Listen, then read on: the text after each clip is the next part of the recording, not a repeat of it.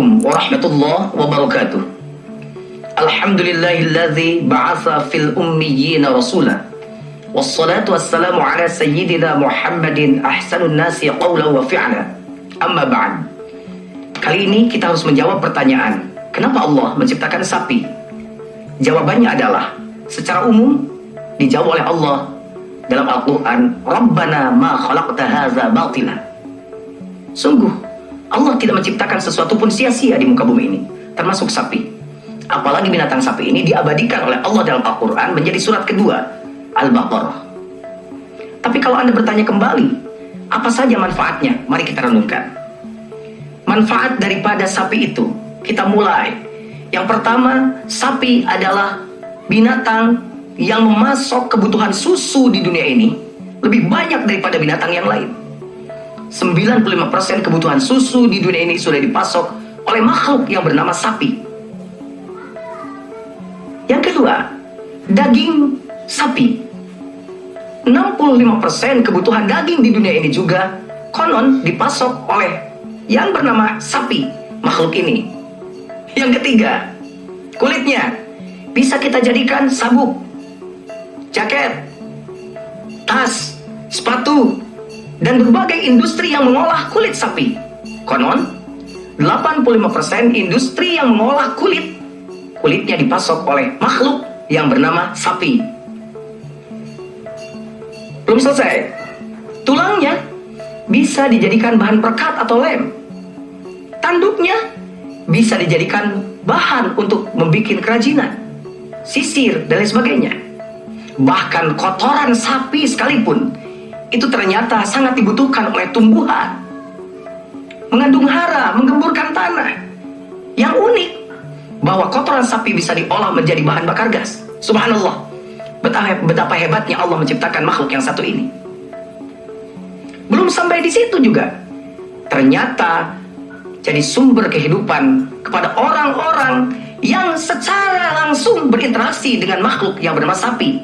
Baik itu pengrajin, baik itu pedagang daging, baik itu orang-orang yang mengurus memerah sapi, dan lain sebagainya. Jawaban pertama kenapa Allah menciptakan sapi adalah itu, bahwa sapi adalah sumber kehidupan manusia. Yang kedua, sapi adalah makhluk yang bisa menjadikan kita takarrub pada Allah. Seperti halnya unta, seperti halnya kambing, bahwa sapi pun bisa disembelih sebagai hewan kurban. Dan sapi juga kenapa diabadikan oleh Allah dalam Al-Quran? Karena sapi merupakan saksi ketika Bani Israel zaman Nabi Musa munafik akan ajaran Allah, yang sikap ini pun akan terjadi sepanjang zaman. Yang pertama, menolak Islam dengan mentah-mentah, bahkan lebih memusuhi Islam. Mereka adalah kafirin. Menerima Islam dengan totalitas, dengan segala dimensinya, itu muttaqin. Dan yang ketiga adalah kelompok yang mempunyai kepribadian ganda. Wa idza laqul ladzina amanu qalu amanna wa idza khalu ila syayatinihim qalu inna ma'akum innama nahnu mustahzi'un.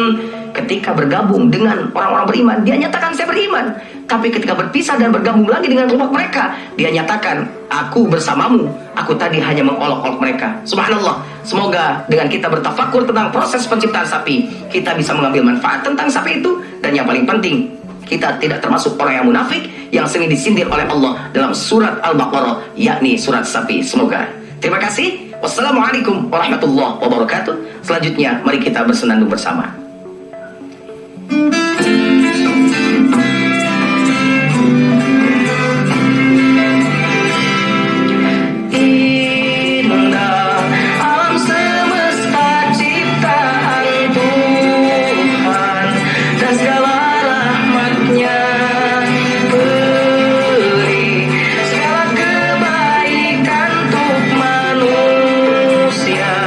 Jalani hidupnya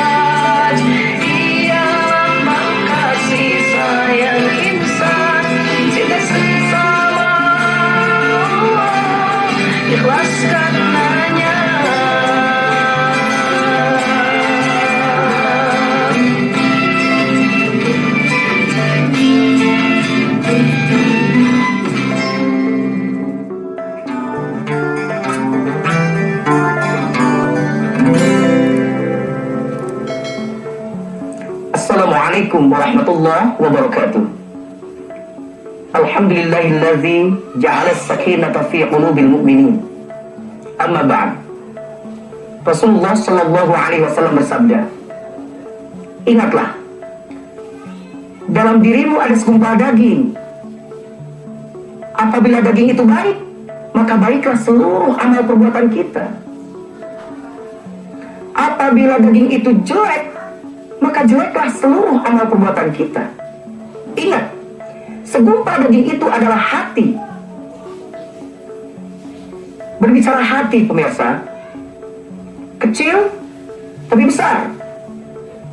Kenapa saya sebut kecil tapi besar? Karena hati itu bisa menampung semuanya. Sawah 10 hektar bisa masuk di hati. Duit bermiliar rupiah bisa masuk di dalam hati. Keluarga, rumah, semuanya bisa masuk dalam hati. Bahkan karena hati pula ibadah kita, sholat kita, semuanya bisa tidak diterima oleh Allah. Sholat misalnya, ada orang yang sholat di depan Ka'bah sekalipun, tapi ketika hatinya tidak menghadap Allah, maka mereka sedang disebut tidak sholat. Melainkan kata Allah, mereka sedang bersiul dan bertepuk. A'udzubillahi minasyaitonirrajim. Bismillahirrahmanirrahim. Wa ma kana salatuhum 'indal baiti illa muka'an wa tasdiyah. Dan mereka sedang tidak sholat meskipun di dekat Ka'bah, kecuali mereka sedang bersiul dan bertepuk. Silakan Bapak ke Mekah. Semoga semua pemirsa bisa ke Mekah. Coba cari di Mekah, dekat Ka'bah, adakah orang yang sholat sambil bersiul? Tidak ada. Adakah orang yang sambil sholat kemudian dia bertepuk? Tidak ada. Tapi di Quran ada. Baca surat Al-Anfal yang tadi. Mereka sedang tidak sholat meskipun di dekat Ka'bah, kecuali mereka bersiul dan bertepuk. Ternyata yang bersiul bukan mulutnya, yang bertepuk bukan tangannya, tapi apa? Hatinya. Subhanallah, ibadah. Bicara hati pula, seringkali kita mendengar orang bicara kepada orang lain, hati-hati kamu. Seorang ibu, ketika anaknya pamit mau sekolah, kamu naik motor ya nak? Naik motor, awas, bawa motornya hati-hati. Tidak begini, awas, bawa motornya tangan-tangan, kaki-kaki, mata-mata. Padahal mata yang akan dipakai melihat jalan, tangan dipakai memegang stang, kaki menginjak rem. Tetapi kenapa bahasanya hati-hati? Tidak tangan-tangan, kaki-kaki, mata-mata. Karena sesungguhnya mata, telinga, hidung, mulut, tangan, kaki, semuanya dikendalikan oleh hati. Kalau hatinya sedang baik, maka semua perbuatan yang dilakukan oleh semua anggota badannya akan baik. Maka pantas, kalau hati ini peranannya sangat penting. Oleh karenanya, jangan lupa, jaga hati kita. Satu-satunya alat untuk membersihkan hati kita dan menjaga hati kita hanya dengan satu. Ala bizikrillah tatmainnul qulub. Ingat, hanya dengan mengingat Allah, maka hati kita akan tenang. Semoga saya, Anda, dan kita semua menjadi orang-orang yang senantiasa hatinya berzikir kepada Allah. Dan ingat, hati adalah cerminan diri. Sekian, wassalamualaikum warahmatullahi wabarakatuh. Selanjutnya, mari kita bersenandung.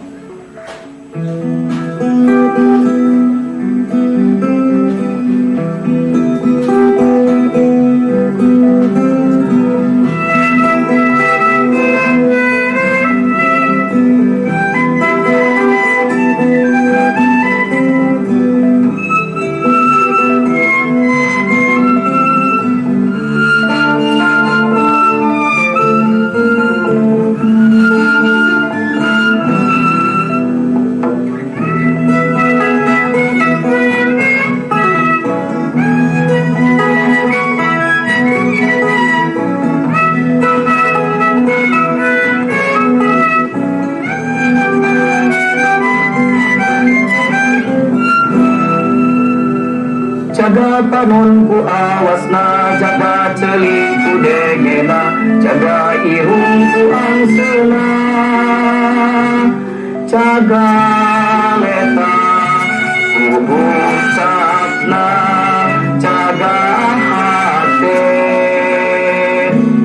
ikhlasna